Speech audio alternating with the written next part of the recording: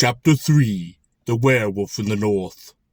In Norway and Iceland, certain men were said to be Igi in Hama, not of one skin, an idea which had its roots in paganism.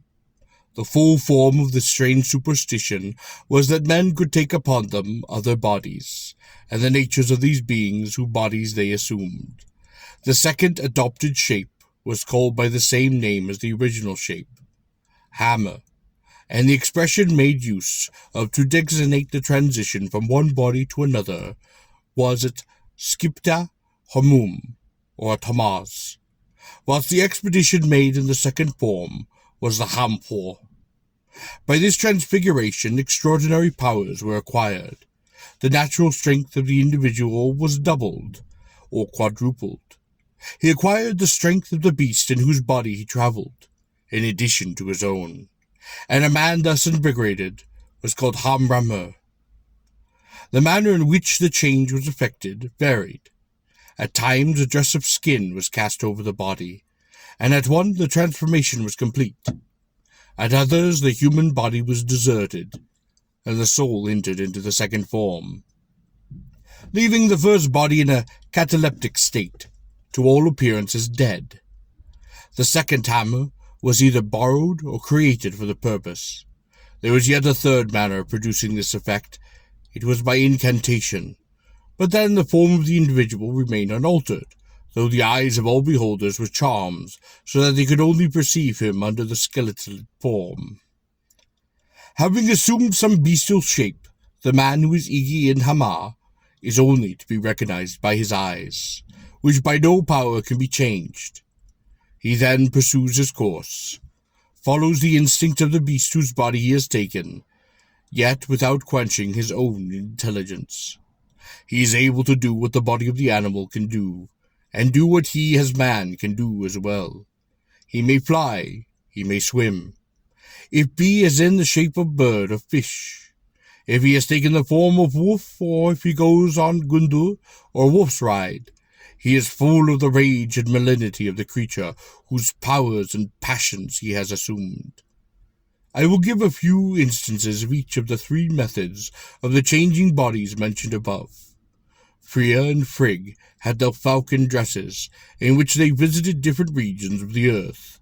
Loki is said to have borrowed these, and to have him appear so precisely like a falcon that he would have escaped detection but for the malicious twinkles within his eyes. In the Veland or Kvida, there is the following passage. From the south flew the maidens, athwart the gloom, Alvid the young to fix destinies. They on the sea strand sat them to rest, these damsels of the south, fair linen spun. One of them took eagle to press, fair maiden her, dazzling arms. Another was Svanhild, who wore swan feathers, and the third, their sister, pressed the white neck of Woland.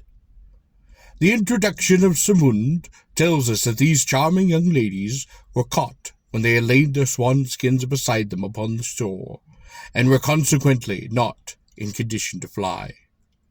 In like manner, werewolves' dresses used. The following curious passage is from the wild saga of the Volsungs. It is now to be told that Sigmund thought Sinwulf too young to help him in his revenge, and he wished first to test his powers. So during the summer they plunged deep into the wood, and slew men for their goods, and Sigmund saw that he was quite of the Volsung stock. Now it fell out that as they went through the forest collecting moneys, that they lighted upon a house in which the two men sleeping, with great gold rings upon them. They had dealings with witchcraft, for wolf-skins hung in the house above them. It was the 10th day on which they might come out of their second state. They were king's sons. Sigmund and Sinwulf got into the habits, and could not get out of them again, and the nature of the original beasts came over them, and they howled as wolves. They learned, both of them, to howl. Now they went into the forest, and each took his own course, and they made agreement together that they should try their strength against as many as the 7 men, but not more, and that he who was aware of strife should utter out his wolf howl. Do not fall in this, said Sigmund, for you are young and daring, and men would be glad to chase you. Now each went in his own course, and after they had parted, Sigmund found the men. So he howled, and when Sinjulf heard that, he ran up and slew them all and then they separated. And Sinjulf could not have been long in the world before he met with 11 men. He fell upon them, and he slew them every one. He was then tired, so he flung himself under an oak to rest. Up came Sigmund and said, "Why did you not call out?" Sinjulf replied, "What was the need of asking your help to kill the 11 men?" Sigmund flew at him and rent him so that he fell, for he had bitten through with his throat. That day he could not leave their wolf form, and Sigmund laid him upon his back and bare him home to the hall, and sat beside him, and said, "Do take the wolf forms." The Volsung Saga. There was another curious story of a werewolf upon the same saga, which I also must relate. Now he did as she requested, and hewed down a great piece of timber, and cast it across the feet of those 10 brothers seated in a row. In the forest, and there they sat, wool that day and wool till night. And at midnight there came an old she-wolf out of the forest to them. And as they sat in stocks, and she was both huge and grimly, now she fell upon one of them, and bitted him to death. And after she had eaten him up, she went away. And next morning Signy and a trusty man to a brother, to know what it had fared with him. And when he returned, he told her the death of the one, and that grieved her much, for she feared it might fare thus with them all, and she would unable to assist. In short, a 9 nights following across the home she came with at midnight, and devoured them one after another till all were dead except Sigmund, when he was left alone. So when the 10th night come, Signy sent a trusty man to Sigmund the brother, with honey upon hand, and said that he was to smear it o'er the face of Sigmund, and to fill his mouth with it. Now he went to Sigmund, and did he was bid, after which he returned home, and during the night came the she-wolf, and she was wont, and reckoned to devour him like a brother. Now she snuffed at him where the honey was smeared, and began to lick his face with tongue, and presently thrust her tongue within the mouth. He bore it ill, and built it to the tongue of the she-wolf. She sprang and tried to break loose, setting her feet against the stock, so as to snap it sunder, but he held firm, and ripped the tuck out by roots, so that was death a wolf. It is the opinion of some men that this beast was the mother of the King Siggeir, and that she had taken the form upon her through devilry and witchcraft. There is another story bearing on the subject in the Werewolf Saga Kraka, which is pretty. It is as follows. In the north of Norway, in upland dales, reigned a king called Hring, and he had son named Bjorn, and it fell out that the queen died, much lamented by king, and by all. The people advised him marry again, so he sent the men to south to get a wife. A gale and fierce storm fell upon them, so that they had to turn the helm, and run before wind, and so they came north to Finnmark, where they spent the winter. One day they went to land, and came to house in such a sewer to the beautiful woman, who greeted them well, and inquired whence they had to come. They replied by giving count of their journey and their errand, and then asked the women who they were, and why they were lone, and far from handsome men, though they were so comfy and engaging. The elder replied that her name was Ingbjorn, and that her daughter was called the Fit, and she was the Finn king's sweetheart. The messenger decided that they would return to home if Fit would come with them and marry the king Hring.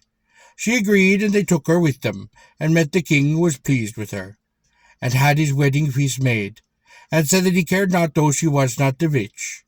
But the king was very old, and that queen soon found out. There was Karl, who had a farm not far from king's dwelling. He had a wife and daughter, who was but a child, and her name was Bera. She was very young and lovely. Bjorn, the king's son, and Bera, Karl's daughter, who were wont, as children, to play together, and they loved each other well. The Karl was well-to-do, and had been out a-harring in his young days, and he was a doughty champion. Bjorn and Bera loved each other more and more, and they moved often together. Time passed, and nothing worth relating occurred, but Bjorn, king's son, waxed strong and waxed tall, and he was well skilled in many exercise. King Hring has been absent for long, harrying things in foreign shores, and he remained at home and governed land. She was not like the people. She was always very pleasant with Bjorn, but he cared little for her. It fell out one that the king Hring went abroad, and he spake with his queen and Bjorn, and should remain at home with her, till they ceased in govern. for he thought it advisable, the queen being haughty and inflated with much pride. The king ruled his son Bjorn that he was to remain at home and rule the land with queen, and Bjorn replied that he disliked the plan, and that he had no love for queen, but king was inflexible, and left the land with greater following. Bjorn walked home with his conversation with the king and went up to palace, ill-pleased and red as blood. The queen came to speak with him and to cheer him, and spake friendly with him, but he bade her off. She obeyed him to time, and she often came to talk with him, and said how much pleasanter it was for them to be together than to have an old fellow like Ring in the house. Bjorn resented this speech, and struck her box upon the ear and bade her part, and she spurned her from him. She replied, "It is ill done to drive and thrust her way, and you think it better, Bjorn, to sweetheart a called daughter, than to have my love and favour. Fine piece of condescension with disgrace it is to you, but before long something will stand in way of fancy and your folly." And she struck at him with a wolf skin, and said that he should become a rabbit in Grimwell Boyer, and you shall eat nothing but your father's sheep, which ye shall slay for food, and never shall you leave the state. After that Bjorn disappeared, and none knew what had come of him, and men sought but found him not. As was to be expected, he must now relate how the king's sheep were slaughtered, 60 time, and it was all the work of a great grey bear, both huge and grimly. One evening it chanced that the carle daughter saw the savage bear coming toward her, looking tenderly upon her, and she fancied she recognized the eyes of the Bjorn, the king's son. So she made a slight attempt to escape. Then the beast retreated. She soon followed it, till she came to cave. Now when she entered cave, there stood before her man who greeted Bera, Carl's daughter, and she recognized him, for he was Bjorn, her Ring's son. Overjoyed were they to meet, so they were together in the cave a while. For she would not depart from him, but she had the chance of bearing with him. But he said that this was not the proper, that they should be there by the time, and for by day he was a beast, and by night a man. Ring returned from herring, and was told the news of what had taken place during his absence, how that Bjorn his son had vanished, and also how that monstrous beast was up in country, and was destroying his flock, and the queen urged the king to have the beast slain, but he delayed a while. One night as Bear and Bjorn were together, he said to her, "Methinks tomorrow will be day of me death, for the day will come for the to hunt me down. But for myself I care not, for it is a little pleasure to live with this charm upon me. And my only comfort is that we are together. But now our union must be broken. I will give you the ring which is under my left hand. You will see the troop of hunters tomorrow coming to seek me, and I am dead to go to the king, and ask him to give you what is under the beast's left front leg. He will consent." He spoke to her of many things, till the bear's form stole over him, and he went forth again a bear. She followed him, and saw that the great body of hunters had come upon the mountain ridge, and had number a dog with them. The bear rushed away from cavern, but dog and king's men came upon him, and there was a desperate struggle. He wearied many men before he was broken to bay, and had slain the dogs, but they that made a ring about him, and he ranged about it, but could see no means of escape. So he turned to where the king stood, and he seized the man who stood next him, and rent him then asunder. Then was the bear so exhausted that he cat himself down flat, and at once the men rushed in upon, and did slew him.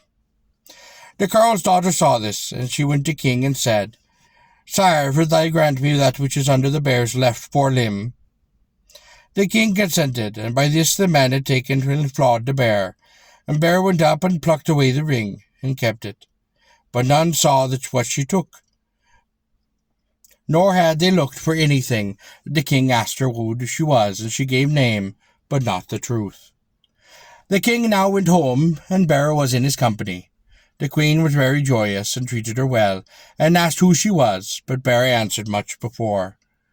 The queen now made a great feast, and had the bear's flesh cooked for the banquet. The carle daughter was in the bower of the queen, and could not escape, for the queen had suspicion who she was. Then she came to burn her with the dish, quite unexpectedly, and on it was bear flesh, and she bade Bera to eat. She would not do so. "Here's a moral," said the queen. "You reject the offer which the queen herself deigned to make to you. Take it at once, or something worse will befall you." She bit before her, and she ate those without the bite, And the queen cut another piece, and looked into her mouth, and saw that one little grain of the bite had gone down, and Bear spat all the rest from her mouth, and said she would take no more, though she were tortured or killed. Maybe you have had sufficient, said the queen, and then she laughed. Wrote for Saga Kraka, c. 24-27, condensed. In the Froze Song of Fenir Fordor, we have the following verse. Hagar ith, when this peril Finn saw, that witchcraft did him harm, then he changed himself into werewolf. He slew many thus. The following is then also from the second Vidda of Helga Hindisman. May the blade bite, which thou brandish only on thyself, when it shines upon thy hand, and avenge will be the death of Helge, who then, as wolf wandered to woods, knowing nor fortune, nor any pleasure, haying no meat, see writhings of corpse. In all these cases the change is of the form. We shall now come to instances in which the person who is changed has a double shape, in the soul animates one after the other. In the Yngling saga, says of Odin, that he changed form. The bodies lay as though sleeping or dead, but he was a bird or beast, a fish or woman, and went in twinkling to far distant land, doing his own or other people business. In like manner the Danish king Harold sent a warlock to Iceland in the form of a whale, whilst his body lay stiff and stark at home. The already quoted saga of Halfa Kraka gave it another, where Bodvar Braka, in the shape of a huge bear, fights desperately with enemy which has surrounded Hola King, whilst human body lay drunkenly beside the Emmer within. Also, in the Vodsdale saga there is a curious account of 3 Finns, who shut up in a hut for 3 nights, and then ordered by England, a Norwegian chief, to visit Iceland, and inform him of the lie of the country, where he was to settle. Their bodies then came rigid, and they set their souls upon the errand, and upon the wakening at the end of those 3 days gave an account and accurate description of the Vatnsdale, in which Igmund was eventually to establish himself. But the saga does not regulate whether these Finns projected their souls into the bodies of birds or beasts. The third manner of transformation mentioned was that in which the individual has not changed himself, but has changed the eyes of those bewitched, so that they could not detect him, but saw him only under a certain form. Of this there are several examples in the sagas, as for instance in the Humlda saga Grapsnir and in the Frusbjörth saga. But I will translate the most curious, which is that of the old, or Katla's son, in the Ylbjörn saga. Gerd Halsreif in Mulfrvid sent word in the Bullstead that she was aware of the fact that old Katla's son had known a half Od's hand. Now then Thrain and Ankel heard that, and they rode home with 12 men. They spent the night in Mulfrid, and rode on the next morning to Hult, and Ord was the old man in the house. Katla sat on high seat spinning yarn, and she bade Ord sit beside her. Also she bade her women sit next in place, and hold their tongue. For she said I should do all the talking. Now when Arkin and his company arrived, and they walked straight in, and when they came into the house and chamber, Katla greeted Amkil, and asked the news, and he replied that there were none, and that he inquired after Ood. Katla said that he had gone to Birdvik. We shall ransack your house, though, quoth Ankel. Be it so, replied Katla, and she ordered a girl to carry a light before them, and unlock the different parts of the house. All they saw was Katla spinning yarn of her distaff, and now when they reached the house, but no Odd. So they then departed, but when they had gone a little way of Garth, Ankel stood still and said, How know we but that Katla has hoodwinked us, and that the distaff in her hand was nothing more than Odd? Not impossible, said Thorin. Let us then turn back. And they did so. And when those at Holter saw that they were returning, Katla said to maids, Sit still in your places, Ord and I shall go out. Now as they approached the door, she went into the porch, and began to comb and clip the hair of her son Odd. Enkel came to the door and saw where Katla was, and she seemed to be stroking upon her coat, and disentangling its mane and beard and smoothing wool. So he and his men went into the house, but found not Odd. Katla's distaff lay across the bench, so they thought that it could not have been Odd, and then they went away, However, when they came near the spot where they had turned before, Uncle said, "Think you not that odd may have been upon the goat's form?" "There is no saying," replied Thorns, "but if we turn back we will lay hands upon Katla." "We can try our luck again," quoth Uncle, "and see what can come of it."